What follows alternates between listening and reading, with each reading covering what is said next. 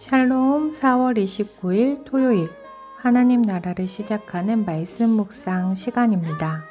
오늘 우신 공동체에게 주시는 하나님의 말씀은 민수기 20장 1절부터 13절까지의 말씀인데요. 황경미 권사님께서 말씀을 봉독해 주시겠습니다. 하나님 말씀에 귀 기울이시기 바랍니다. 첫째 달에 이스라엘 자손 곧 온 회중이 신광야에 이르러 백성이 가데스에 이르더니 미리암이 거기서 죽음에 거기에 장사되니라. 회중이 물이 없으므로 모세와 아론에게로 모여드니라.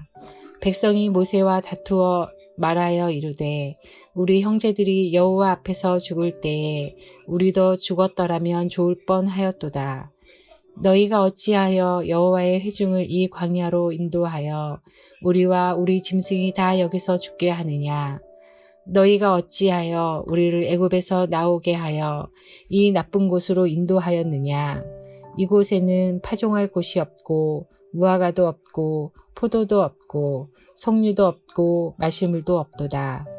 모세와 아론이 회중 앞을 떠나 회막문에 이르러 엎드리매 여호와의 영광이 그들에게 나타나며 여호와께서 모세에게 말씀하여 이르시되 지팡이를 가지고 내 형 아론과 함께 회중을 모으고 그들의 목전에서 너희는 반석에게 명령하여 물을 내라 하라. 내가 그 반석이 물을 내게 하여 회중과 그들의 짐승에게 마시게 할지니라. 모세가 그 명령대로 여호와 앞에서 지팡이를 잡으니라. 모세와 아론이 회중을 그 반석 앞에 모으고 모세가 그들에게 이르되 반역한 너희여 들으라. 우리가 너희를 위하여 이 반석에서 물을 내랴 하고 모세가 그의 손을 들어 그의 지팡이로 반석을 2번 치니 물이 많이 솟아나오므로 회중과 그들의 짐승이 마시니라. 여호와께서 모세와 아론에게 이르시되 너희가 나를 믿지 아니하고 이스라엘 자손의 목전에서 내 거룩함을 나타내지 아니한 고로 너희는 이 회중을 내가 그들에게 준 땅으로 인도하여 드리지 못하리라 하시니라. 이스라엘 자손이 여호와와 다투었으므로 이를 무리바 무리라 하니라. 여호와께서 그들 중에서 그 거룩함을 나타내셨더라. 가데스 바네아에서 가나안 땅을 정탐한 이스라엘 백성은 10명의 정탐꾼의 말을 받아들이고 가나안 땅에 올라가기를 거부하게 되었고 이로 인해 광야를 40년간 유랑하게 됩니다. 출애굽 40년 때 되던 해 첫째 달 신광야에 접해 있는 가데스 바네아에 다시 되돌아오게 됩니다. 이때 출애굽의 주역이었던 미리암이 죽게 됩니다. 1절 말씀을 다시 한번 읽어보겠습니다. 첫째 달에 이스라엘 자손 온 회중이 신광야에 이르러 백성이 가데스에 머물더니 미리암이 거기서 죽음에 거기에 장사되니라.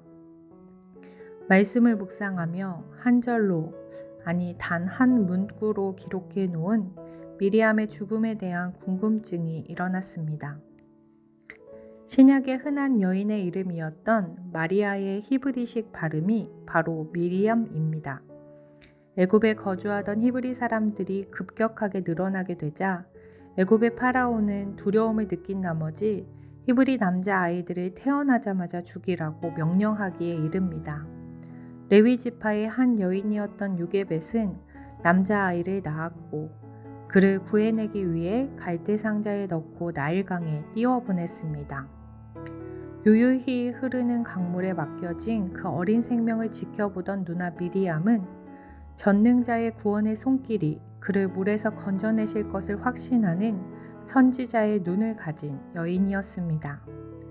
갈대 상자를 발견하고 아이를 건져낸 애굽 공주에게 생모를 유모로 주선할 만큼 수완이 뛰어나고 지혜로운 여인이 미리암이었습니다. 10가지 재앙 후 애굽 땅에서 이스라엘 백성이 나와 홍해를 건넌 사건은 출애굽의 여정 가운데 가장 극적인 사건 가운데 하나입니다. 이 감격스러운 사건을 경험하면서 출애굽의 지도자 모세는 하나님을 찬양하며 노래합니다. 곧바로 이어 미리암도 이스라엘 여인들과 함께 소고를 잡고 춤추며 하나님을 찬송합니다.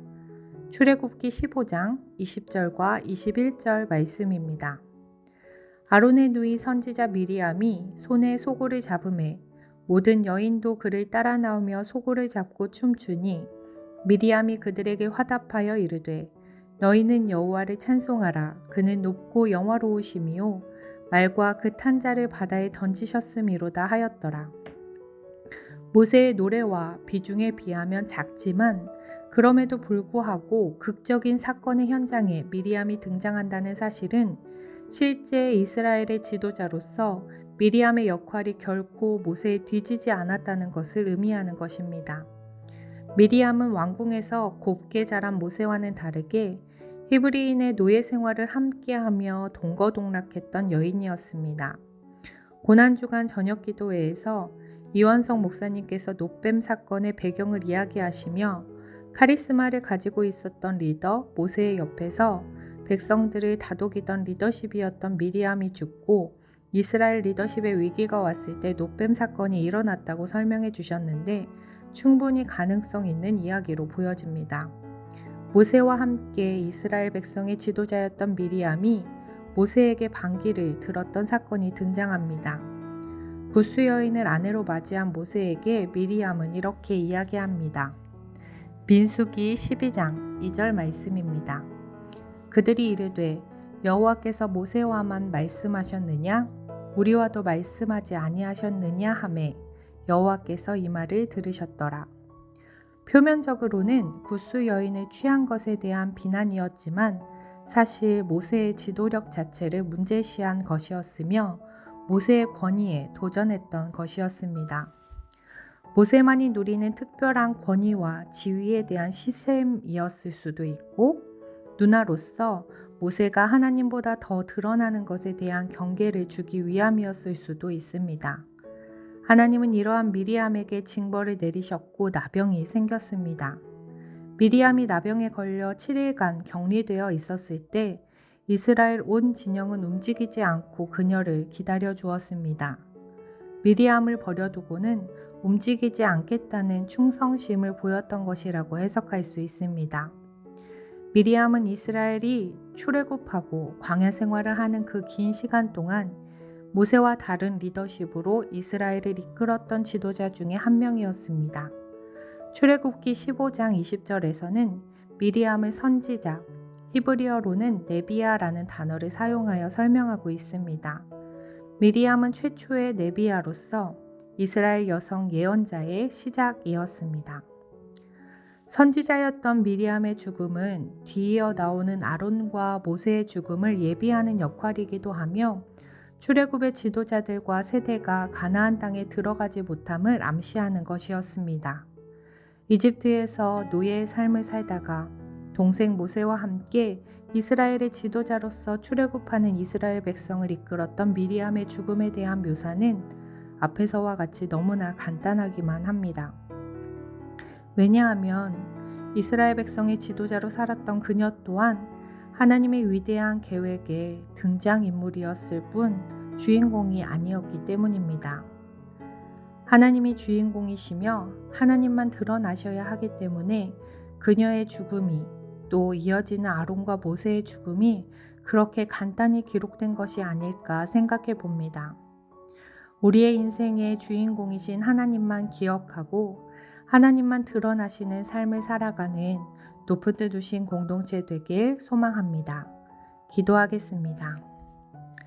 사랑의 하나님, 우리의 인생의 주인공은 내가 아니라 하나님이십니다. 우리는 하나님의 크신 계획 가운데 있는 사람들입니다. 이 사실을 기억하며 살아가게 하시고 이 사실을 알고 있음으로 인해 지금까지와는 다른 삶을 살아가는 높은 데 두신 공동체 되게 하여 주옵소서. 감사드리며 예수님 이름으로 기도드립니다. 아멘. 말씀을 기억하며 기도의 자리로 나아가겠습니다.